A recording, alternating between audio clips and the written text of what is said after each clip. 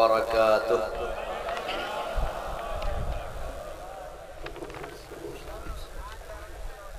الحمد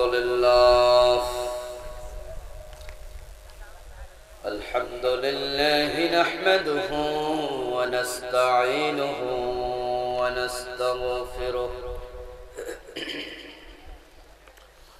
ونعوذ بالله من شرور أنفسنا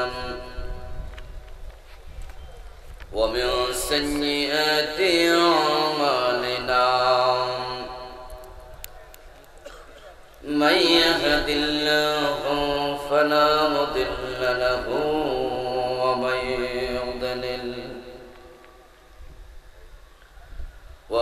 يضلل فلن تجد له وليا مرشدا. وأشهد أن لا إله إلا الله وأن محمدا عبده ورسوله. أما بعد فقد قال الله تعالى في كلامه المجيد. আমার সাথে পড়ুন আউযু বিল্লাহি মিনাশ শাইতানির রাজীম। বিসমিল্লাহির রহমানির রহিম। হুয়াল্লাযী আরসালা রাসূলাহু বিল হুদা ওয়া দীনিল হক ودين الحق ليظهره على الدين كله ولو كره المشركون. قال النبي صلى الله عليه وسلم: كل أمتي يدخلون الجنة إلا من أبى. قيل من أبى يا رسول الله؟ قال من أطاعني دخل الجنة ومن عصاني فقد أبى.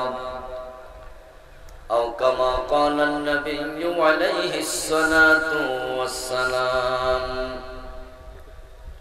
সকলে মেহেরবানি করে দুরূদ ইব্রাহিম পড়ুন। আল্লাহুম্মা সাল্লি আলা মুহাম্মাদিন وعلى آل محمد كما صليت على إبراهيم وعلى آل إبراهيم إنك حميد مجيد.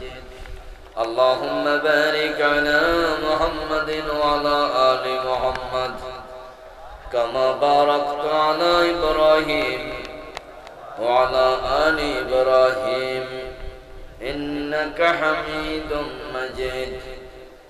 اللهم صل وسلم وبارك عليه. চরঙ্গী বাজার যুব সমাজের উদ্যোগে আয়োজিত পাইকপাড়া ইউজি উচ্চ বিদ্যালয় মাঠের আজকের এই চমৎকার 11তম বার্ষিক তাফসীরুল কোরআন মাহফিলের মুআজ্জাজ মুকাররম সম্মানিত সভাপতি সাহেব, আজকের মাহফিলে আমার পূর্বে কোরআন এবং সুন্নাহ থেকে চমৎকারভাবে আলোচনা উপস্থাপন করেছেন বিশিষ্ট মুফাসসির কোরআন মুহতারাম মাওলানা দেলোয়ার বিন দেওয়ান শাহ। মাগরিবের পরে আলোচনা উপস্থাপন করেছেন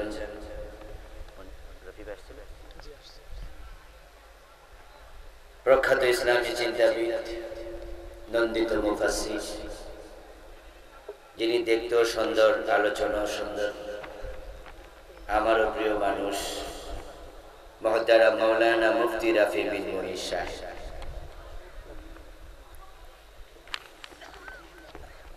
আলোচনা উপস্থাপন করেছেন মুহতারাম মাওলানা হাবিবুর রহমান তানভী সাহেব, মুহতারাম মাওলানা হাফেজ মোহাম্মদ জাহিদুল ইসলাম সাহেব সহ অন্যান্য সম্মানিত আলোচকবৃন্দ, মহতারাম মুফতি নুরুদ্দিন আল আজাদ সাহেব, আবু তাহের পাটোয়ারি, খলিলুর রহমান সাহেব সহ ইন্তেজামিয়া কমিটির সম্মানিত দায়িত্বশীল, মহতারাম ওলামায়ে কেরাম, ইসলাম প্রিয় তৌহিদি জনতা, পর্দার অন্তরালের সতী সাধবী মা ও বোনেরা, সম্মানিত দিনী ভাইয়েরা, আপনারা কেমন আছেন?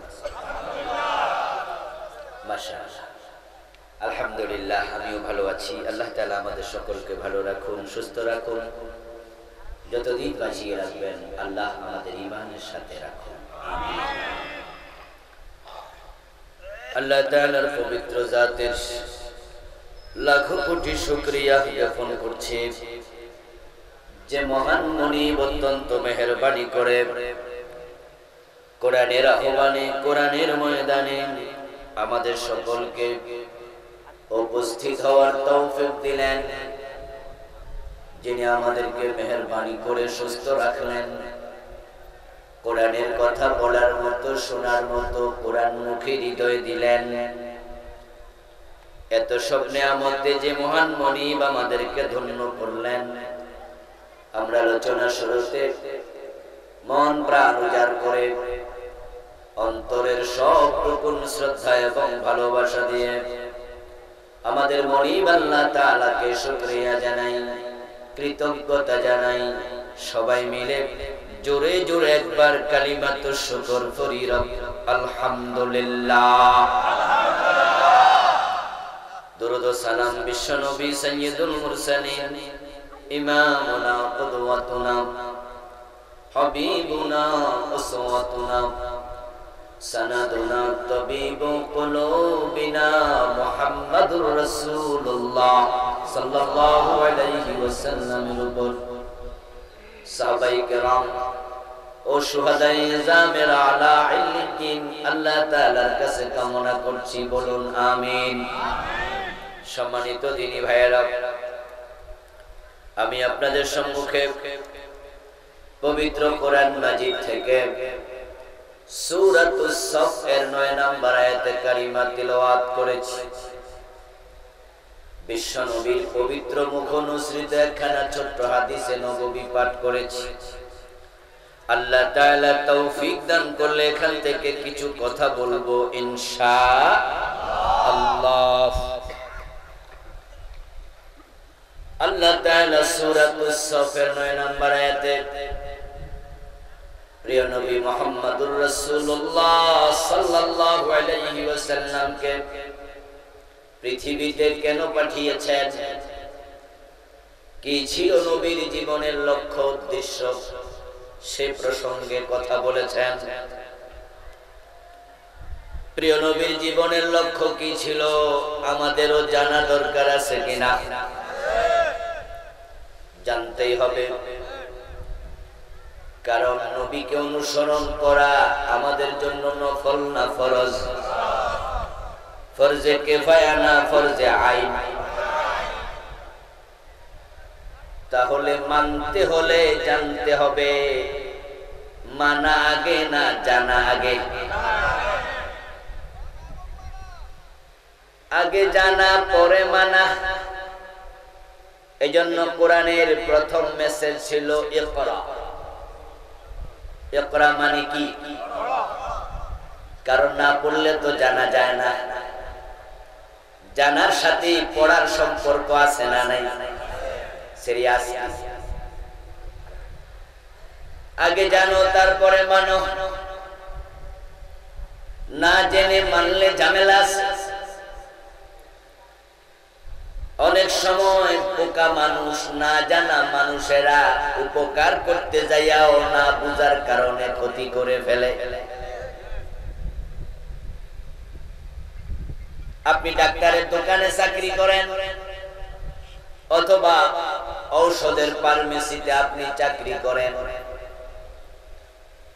আপনার আপনজন ভাই বোন মা বাবা কেউ অসুস্থ হলো, আপনি যদি খুব বেশি ভালোবাসা দেখাইয়া তাড়াহুড়া করে কিছু ওষুধ খাওয়াইয়া দেন, কোন ওষুধ কোন কাজে লাগে কম জানেন, না জানার কারণে ওই ভালোবাসা ওষুধ খাওয়াইলেও সেই ওষুধের রিঅ্যাকশনের সম্ভাবনা আছে না নাই?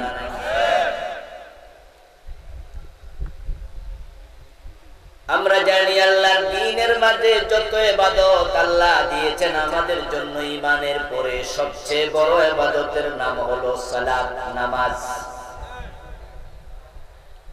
নামাজের মাঝে সবচেয়ে বড় অঙ্গ হলো সিজদা। এখন না বুঝার কারণে এই সিজদাটাও আজাগায় কুজাগায় দিয়া একদল মুমিন মুশরিক হয়ে যাচ্ছে। সিজদা কিন্তু খুব দামি জিনিস। قال النبي صلى الله عليه وسلم أقرب ما يكون العبد من ربه وهو ساجد رواه مسلم। প্রিয় নবী বলেন, বান্দা যখন সিজদায় যায় তখন সে তার রবের খুব নিকটে চলে যায়। সিজদা মানুষকে আল্লাহর নৈকট্য দেয়, নিকটে নিয়ে যায়। আর এই সিজদাটাই যদি না বুঝা পীরের পায়ে দেয় তাহলে আল্লাহর নৈকট্য পায় নাকি দূরে সরে যায়। আমাদের দেশে একদল লোক পীরের পায়ে সিজদা দেয়, এমন আছে না নাই? সিজদা দামি জিনিস, খুব সম্মানী জিনিস। قال النبي صلى الله عليه وسلم من سجد لله سجدة رفع الله بها درجة। প্রিয় নবী বলেন, যে ব্যক্তি আল্লাহ তাআলাকে একটা সিজদা দেয় আল্লাহর কাছে তার মর্তবা যেই জায়গায় ছিল তা আল্লাহ এক গুণ বাড়ায়া দেয়। তাই যে সিজদা আল্লাহর যত বেশি করে আল্লাহর কাছে তার সম্মান ততই বাড়ে। সিজদা দিলে দাম বাড়ে, কিন্তু সেই সিজদাটাই কোথায় দেয়া লাগবে কোথায় দেয়া যাবে না ওই ইলম না থাকার কারণে বন্ড পীরের পায়ে সিজদা দিয়া একদল লোকের দাম বাড়তেছে না কমতেছে? ঈমানই চলে যাচ্ছে। ড্রাইভিং না জেনে ড্রাইভারি করতে গেলে গাড়ি খাদে যাবে, খালে যাবে, যাত্রীর মৃত্যুর কারণ হবে। ডাক্তারি না শিখে ডাক্তারি করলে রোগী মরে যাবে। ঠিক আমরা যারা নবীকে মানতে চাই, আল্লাহর দ্বীন মানতে চাই, মানার আগে দ্বীন ভালো করে জানা আমাদের জন্য নফল না ফরজ। তালাবুল ইলমি ফরিদা আলা কুল্লি মুসলিম। এই জন্য আগে জানতে হবে, জানার গুরুত্ব ইসলামে খুব বেশি। খুব। ও আমার প্রিয় ভাই, আমাদের দেশে যেই মুরিদেরা বন্ড পীরের পায়ে সিজদা দিয়া মুশরিক হলো, ঈমান হারালো, একটু বুঝে শুনে জবাব দিয়েন। ওই ভণ্ডপুরীর মুরিদকে যদি 10,000 টাকা হাতে দিয়ে আপনি বলেন মন্দিরে যাও, দুর্গা পূজার দুর্গা দেবীর সিজদা করো, তারা কি আসলে রাজি হবে? খেয়াল করেন, পীরের পায়ে সিজদা দিল কিন্তু দুর্গা দেবীর সিজদা দিতে রাজি হবে না। 20,000 টাকা দিলে রাজি হবে? আমার মন বলে হবে না। 1 লাখ দিল, বরং কেউ যদি ধইরা নিয়া জোর করে কয় দুর্গার কাছে মাথা নত কর, আমার মনে হয় বন্ড পীরের মুরিদও সেখানে মারামারি লাগাইয়া দেবে, প্রতিরোধ করবে। কারণ তার কাছে ইলম আছে, সে জানে দুর্গা দেবীর কাছে মাথা নত করলে ঈমান চলে যাবে। তাই সে টাকা দিলেও রাজি হবে না, জোর করলেও রাজি হবে না। এখন পীরের পায়ে সে কেন সিজদা দেয়? এর কারণ পীরকে সিজদা দিলে ঈমান চলে যায়, এই ইলমটা তার কাছে নাই। এজন্য আগে জানা ফরজ, তারপরে মানা। রাসূল সাল্লাল্লাহু আলাইহি ওয়াসাল্লাম পৃথিবীতে কেন এসেছেন? এটা আমাদের জানতেই হবে, কারণ প্রিয় নবীকে হুবহু পুরা জীবনের সব জায়গায় অনুসরণ করে চলতে আমরা বাধ্য। রাসূল হলেন আমাদের জন্য উসওয়া, আদর্শ, মডেল, কদওয়া, আইডল। উনি আমাদের ইমাম, তিনি একমাত্র লিডার। পৃথিবীতে বিশ্ব নবী ছাড়া মুসলমানের জন্য আর কেউ আদর্শ হতে পারে না।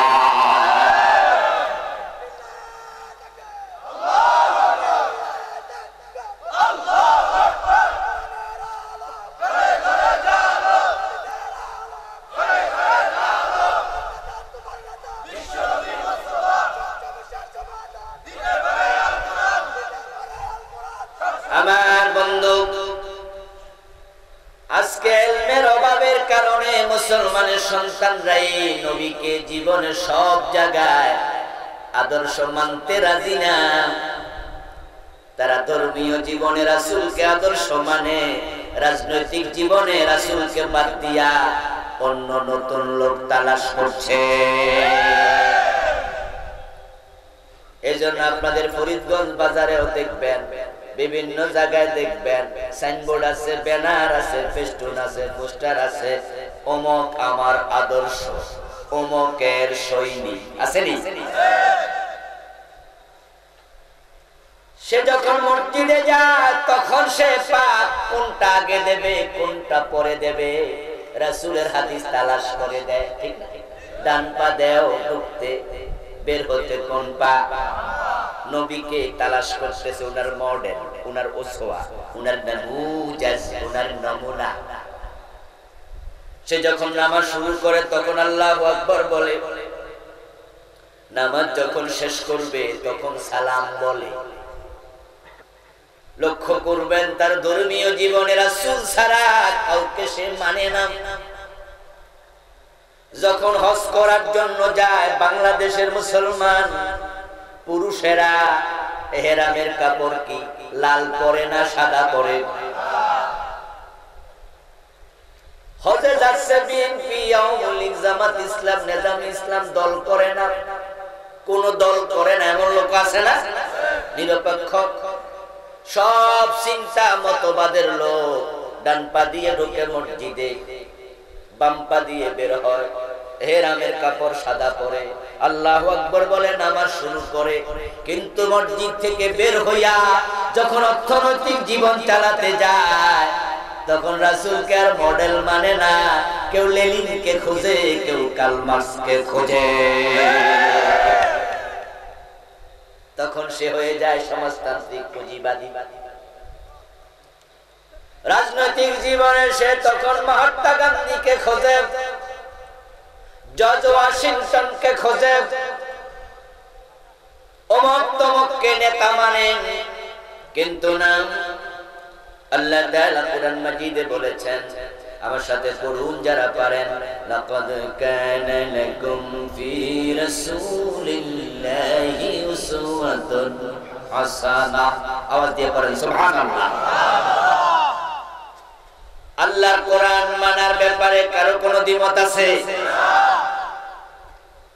কথা যদি আল্লাহর কোরআন থেকে বলি, রাসূলের হাদিস থেকে বলি, তাহলে এই কথাগুলো কিন্তু আমার নয়, আমার মুখ দিয়ে বের হচ্ছে। এগুলোর বিপরীতে অবস্থান নেবেন না, নিলে আপনার ঈমান নিয়ে ঝামেলা হতে। আর যেই কথা আমি কোরআন হাদিসের বাইরে বলবো, ওই কথাটা আপনি ফেলে দেবেন। আমার আবুল কালাম আজাদ, আমার কথার দাম এক আনাও নাই। আপনি আমার সব কথা যদি ওয়ালে নিক্ষেপ করেন, হাসরের দিন আল্লাহ আপনার জিজ্ঞাসা করবে না, আমি কিচ্ছু না, আমি ধুলাবালির মতো নগণ্য মানুষ। কিন্তু আল্লাহ এবং রাসূলের কথা যদি ফেলে দেন, গ্রহণ না করেন, সমস্যা আছে না? না।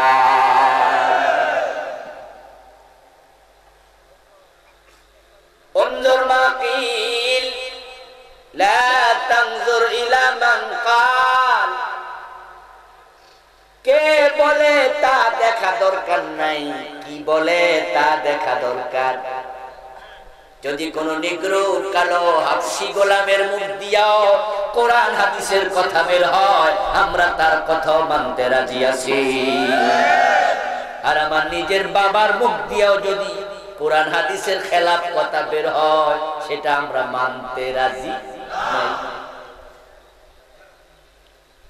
আল্লাহ তাআলা বলেন, লাকাদ কানা লাকুম ফি রাসূলিল্লাহি উসওয়াতুন হাসানাহ, তোমাদের জন্য রাসূল মুহাম্মাদের জীবনে আমি সর্বোত্তম আদর্শ রেখেছি। রাসূল যা বলেছেন উম্মত তা বলবে, রাসূল যা করেছেন উম্মত তা করবে। রাসূলের চলন বলন কথন চিন্তা চেতনা, রাসূলের পুরা জীবন আপনার আমার জন্য মডেল। তাই আপনি থাকবেন যেখানে রাসূলের সুন্নাহ মানা লাগবে সেখানে। যখন আমরা টয়লেটে ঢুকি সেখানেও রাসূলের সুন্নাহ পদ্ধতি আছে না নাই? বিছানায় যখন ঘুমাতে যাই তখন রাসূলের সুন্নাহ আছে না নাই? নিজের স্ত্রীর সাথে যখন মিলিত হই একত্রিত হই তখন রাসূলের সুন্নাহ নিয়ম পদ্ধতি আছে না নাই? বাচ্চা দুনিয়া এসেছে, ওই বাচ্চার সাথে আমাদের বিহেভ কেমন হবে, তাকে আমরা কিভাবে বরণ করব, সে নির্দেশনাগুলো কোরআন হাদিসে আছে না নাই? এই বাচ্চা বড় হইয়া এক পর্যায়ে যখন মরে যাবে তখন তাকে কবরে আবার কেমনে রাখবো সেটাও হাদিস কোরআনে আছে না নাই?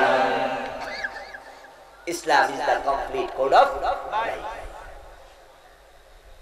ইসলাম হচ্ছে পূর্ণাঙ্গ জীবন ব্যবস্থার নাম। আপনার আমার জীবন বিশ্বনবী চাচ্ছে ঢেলে সাজানো ফরজ, তাই তাকে অনুসরণ করতে হবে। তিনি কেন এসেছেন জানতে হবে। তার জীবনের লক্ষ্য যেটা উম্মতের জীবনের লক্ষ্য হবে হুবহু সেটা। উনাকে অনুসরণ না করলে কপালে জান্নাত নাই।